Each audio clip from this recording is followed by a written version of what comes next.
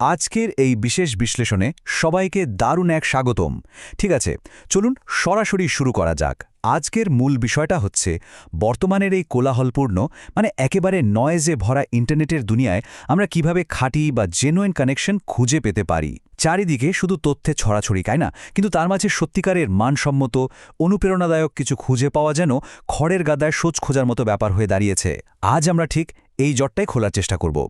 আমাদের আজকের এই এক্সপ্লেনার বা বিশ্লেষণটি মূলত একটি কিউরেটেড ডাইজেস্ট হিসেবে কাজ করবে। পুরো জার্নিটাকে আমরা 5টি ভাগে সাজিয়েছি। 1. ইন্টারনেটের বর্তমান ও ভবিষ্যৎ। 2. শ্রেষ্ঠত্বের প্রথম পদক্ষেপ। 3. ক্রিয়েটর ইকোনমি ও এআই স্লপ। 4. পপ কালচার ও সাফল্যের গল্প। এবং সবশেষে নিশানামায় স্বাগতম। তো প্রথম ভাগ ইন্টারনেটের বর্তমান ও ভবিষ্যৎ, অর্থাৎ ওয়েবের বর্তমান অবস্থা। কখনো কি মনে হয় যে ইন্টারনেট জিনিসটা কেমন যেন ভেঙে পড়েছে, বা আমরা শুধু ঘন্টার পর ঘন্টা স্ক্রলই করে যাচ্ছি কিন্তু কাজের কাজ কিছুই হচ্ছে না? ব্যাপারটা একটু খেয়াল করুন। একদিকে রয়েছে ডেড ইন্টারনেট থিওরি।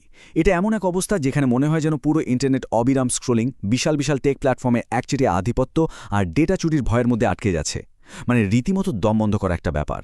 কিন্তু অন্যদিকে দারুণ একটা পজিটিভ চেঞ্জও কিন্তু আসছে, যেটাকে আমরা বলছি ওয়েব রিভাইভাল। মানুষ এখন ওই বড় বড় প্ল্যাটফর্মের কন্ট্রোল থেকে বেরিয়ে এসে ইন্টারনেটের শুনুর দিনগুলোর মতো আবার নিজেদের পার্সোনাল স্পেস তৈরি করছে, যেখানে কোনো অ্যালগোরিদম নয়, বরং খাঁটি মানবিক সম্পর্ক আর ক্রিয়েটিভিটি বা সত্যিকারের সৃজনশীলতার উপর জোর দেওয়া হচ্ছে। এটাই কিন্তু আশার আলো। সুতরাং সবচেয়ে গুরুত্বপূর্ণ বিষয়টা হল ওয়েবের এই অবস্থায় একজন মানুষ আসলে কিভাবে নিজের জায়গা তৈরি করতে পারে বা টিকে থাকতে পারে। আর এখানেই আসে আমাদের দ্বিতীয় ভাগ, শ্রেষ্ঠত্বের পথে প্রথম পদক্ষেপ। জাস্টিন ওয়েলশের এই চমৎকার কথাটা একটু খেয়াল করুন। আমি জানি না, কথাটি মেনে নেওয়াই শ্রেষ্ঠত্বের পথে প্রথম পদক্ষেপ। আসলে পৃথিবীতে কেউ তার সব জেনে জন্মায় না, তাই না? আর যাদের আমরা বিশাল এক্সপার্ট হিসেবে মানি, তারাও একসময় আমাদের মতোই বিভ্রান্ত ছিলেন। সবাই শিখছে। যেদিন আমরা এই খুব সাধারণ সত্যটা মেনে নিতে পারব, সেদিনই ওই লোকে কি বলবে বা সমালোচনার ভয়টা আর কাজ করবে না। তখন পারফেক্ট হওয়ার জন্য অনন্তকাল বসে না থেকে একটা খাঁটি শেখার মানসিকতা নিয়ে নিজের কাজটা দারুণভাবে শুরু করা যায়। 3 নম্বর ভাগে আমরা কথা বলবো ক্রিয়েটর ইকোনমি এবং এআই স্ল্যাপ নিয়ে। বর্তমানে যারা অনলাইনে নিজেদের অরিজিনাল কাজ শেয়ার করতে চান, তারা আসলে কত বড় একটা চ্যালেঞ্জের মুখে পড়ছেন, সেটাই এখানে দেখার বিষয়। এআই স্লপ বা আর্টিফিশিয়াল ইন্টেলিজেন্সের আবর্জনা। সহজ কথায়, এটা ইন্টারনেটের এমন এক যুগ যা আমরা কেউই আসলে চাইনি। এআই দিয়ে তৈরি এই বিপুল পরিমাণ একেবারে লাগামহীন, মানহীন আর যান্ত্রিক কন্টেন্টের কারণে আমাদের ডিজিটাল ফিডগুলো এখন আক্ষরিক অর্থেই জঞ্জালে ভরে গেছে। এর ফলে যেটা হচ্ছে, সত্যিকারের মানুষের তৈরি করা আসল এবং কোয়ালিটি সম্পন্ন জিনিস খুঁজে বের করা এখন অবিশ্বাস্য রকমের কঠিন হয়ে পড়েছে। কলিন এবং সামিরের মতো এক্সপার্টদের একটা দারুণ ইনসাইট আছে। এই স্লপের যুগে টিকে থাকতে হলে ক্রিয়েটরদের সামনে খুব পরিষ্কার দুটো রাস্তা খোলা। হয় বিশাল অডিয়েন্সকে টার্গেট করে অ্যালগোরিদমের ওই অসুস্থ প্রতিযোগিতায় নামতে হবে, যা খুব একটা কাজের না। নয়তো দ্বিতীয় রাস্তাটা বেছে নিতে হবে, একটি নির্দিষ্ট নিশ বা বিষয়ে ফোকাস করে খুব ছোট কিন্তু বিশ্বস্ত একটি কমিউনিটির সাথে গভীর সম্পর্ক গড়ে তোলা। এই কোলাহলের মাঝে টিকে থাকার জন্য এই দ্বিতীয় পথটি এখন সবচেয়ে বেশি কার্যকর এবং ভরসার জায়গা। চলুন সামনের দিকে এগোই এবং দেখি কিভাবে এটা কাজ করে, রিয়েল লাইফে এর প্রয়োগটা আসলে কেমন। আমাদের 4 নম্বর ভাগ, পপ কালচার এবং সাফল্যের গল্প। বর্তমানের এই লো এফার্ট বা এআই কন্টেন্টের যুগের সাথে কিংবদন্তি মাইকেল জ্যাকসনের সেই হাই এফার্ট, নিখুঁত শৈল্পিক প্রতিভার তুলনাটা একবার ভাবুন। ইন্টারনেট বা সোশ্যাল মিডিয়া ছাড়াই তিনি নিজের অরিজিনালিটি দিয়ে বিশ্বজুড়ে যে খ্যাতি আর উচ্চতায় পৌঁছেছিলেন, তা আজও সম্পূর্ণ অস্পর্শ। তিনি আক্ষরিক অর্থেই পারফরম্যান্সের সংজ্ঞাই বদলে দিয়েছিলেন। এমনকি তার আসন্ন বায়োপিকে নিজের ভাতিজাকি তার চরিত্রে অভিনয়ের জন্য বেছে নেওয়ার সিদ্ধান্তটা ভাবুন। এটা একটা অসাধারণ মাস্টারস্ট্রোক। এটা প্রমাণ করে যে জেনুইন লিগেসি বা আসল জিনিসের কোনো বিকল্প কখনো হয় না, কখনো হবেও না। সাফল্যের আরেকটা চমৎকার উদাহরণ হতে পারেন হলিউড তারকা রিস উইদারস্পুন। শুধু একজন গ্ল্যামারাস অভিনেত্রী হিসেবে আটকে না থেকে তিনি নিজের স্টার পাওয়ারকে কাজে লাগিয়ে পুরো ব্যবসার মোড় ঘুরিয়ে দিয়েছেন। কিভাবে? তিনি নারীদের কেন্দ্র করে বলা নির্দিষ্ট গল্পগুলোর ওপর গভীরভাবে ফোকাস করেছেন। আর এভাবেই তিনি হ্যালো সানশাইন নামের এক বিশাল মিডিয়া সাম্রাজ্য গড়ে তুলেছেন। এর মানে কি দাঁড়ায়? এর মানে হলো, আমরা যদি একটি নির্দিষ্ট নিশ বা স্পেসিফিক ন্যাটিভের উপর মনোযোগী হই, সেটা শুধু অর্থবহই হয় না, বাণিজ্যিকভাবেও দারুণ সফল হতে পারে।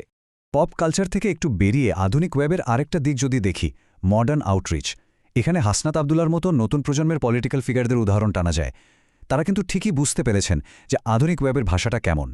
গতানুগতিক মাধ্যমের বাইরে গিয়ে তারা লং ফর্ম পডকাস্ট ব্যবহার করে তরুণ প্রজন্মের সাথে সরাসরি ও গভীরভাবে যুক্ত হচ্ছেন। এই যে দীর্ঘ খোলামেলা আলোচনা, এটাই কিন্তু মানুষের সাথে একটা রিয়াল জেনুইন কানেকশন তৈরি করছে। আর এই সব ডিজিটাল কোলাহল আর এআই এর ভিড়ে জানেন তো, মাঝে মাঝে নিখুঁতভাবে তৈরি করা কোনো পুরনো অ্যানালগ শিল্পে ফিরে যাওয়ার মতো প্রশান্তি আর কিছুতেই নেই। এই যেমন ধরুন লালন শেফরিনের মিশন ইম্পসিবল থিম সঙের সেই আইকনিক শ্যুটটা, পুরোটা মানুষের হাতের নিখুঁত ছোঁয়ায় তৈরি। এই ধরনের মাস্টারপিসগুলো আমাদের এই যান্ত্রিক ব্যস্ততা থেকে একটু মুক্তি দেয় আর মনে করিয়ে দেয় প্রকৃত শিল্পের আসল কদরটা আসলে কোথায়। এতক্ষণ ধরে আমরা যে শ্রেষ্ঠত্বের উদাহরণগুলো দেখলাম, সেগুলোকে এবার আমাদের দৈনন্দিন জীবনের শেখার প্রক্রিয়ার সাথে মিলিয়ে দেখার পালা। আমাদের পঞ্চম এবং শেষ ভাগ, নিশানামায় স্বাগতম, পারফেকশনের খোঁজ। আর এই বিষয়টা দারুণভাবে ফুটিয়ে তোলে একটি নির্দিষ্ট সংখ্যা, 10,000। একটু ভাবুন তো সংখ্যাটা নিয়ে। শ্রেষ্ঠত্বের খুঁজে এই 10,000 সংখ্যাটির পেছনের আসল অর্থটা ঠিক কতটা বিশাল হতে পারে। স্টিজন নুরম্যানের এই অসাধারণ উক্তিটা আমার খুব প্রিয়। তিনি বলেছেন, শুরুতে কেউই দক্ষ থাকে না, কিন্তু 10,000 বার চেষ্টার পর কেউ অদক্ষ থাকে না। প্রতিটি ব্যর্থতাই আপনাকে আরও নিখুঁত করে তোলে। শর্টকাট আর এআই জেনারেটেড কন্টেন্টের এই দুনিয়ায় আমরা প্রায়শই ভুলে যাই যে রাতারাতি ম্যাজিকের মতো কিছু হয় না। বারবার ব্যর্থ হওয়ার পরও হাল না ছেড়ে চেষ্টা চালিয়ে যাওয়ার মানসিকতাই হল আসল অ্যান্টিডোট। 10,000 বার চেষ্টা করার পর মানুষ আর যাই হোক অদক্ষ থাকে না, কারণ ওই প্রতিটি ব্যর্থতাই কিন্তু তাকে আগের চেয়ে আরও নিখুঁত করে তুলছে। তাহলে এত সব আলোচনার পর এখন একটা প্রশ্ন খুব স্বাভাবিকভাবেই আসতে পারে। এই ইন্টারনেটের অবিরাম শব্দ, অ্যালগোরিদমের ভিড় আর যান্ত্রিক কন্টেন্টের এই জঙ্গল থেকে একটু দূরে সরে গিয়ে প্রতি সপ্তাহে মানুষের নিজের হাতে বাছাই করা চমৎকার সব আইডিয়া, জ্ঞান আর অনুপ্রেরণা আমাদের এই কৌতূহলী মন কোথায় খুঁজে পেতে পারে? এর চমৎকার একটা সমাধান আছে, আর সেটা হলো নিশনামা.com। সবাইকে আজই ওয়েবসাইটটি ভিজিট করার জন্য সাদর আমন্ত্রণ জানাচ্ছি। সেখানে নিশনামার ডাইজেস্ট পড়তে, নিজেদের মতামত জানাতে আর দারুণ কিছু শেয়ার করতে ইতিমধ্যে 1000-এরও বেশি কৌতূহলী পাঠক যুক্ত হয়েছেন। এটা মূলত চমৎকার সব চিন্তাভাবনা আর হাতে বাছাই করা আইডিয়ার এক সাপ্তাহিক ডিজিটাল ডায়েরি। আমাদের আজকের এই বিশ্লেষণ এখানেই শেষ করছি, কিন্তু প্রশ্নটা আপনাদের কাছেই রেখে গেলাম। সেই প্রথম আমি জানি না বলার মুহূর্তটা কবে আসতে যাচ্ছে, যা আপনাকে আপনার নিজস্ব শ্রেষ্ঠত্বের পথে আরও এক ধাপ এগিয়ে নিয়ে যাবে?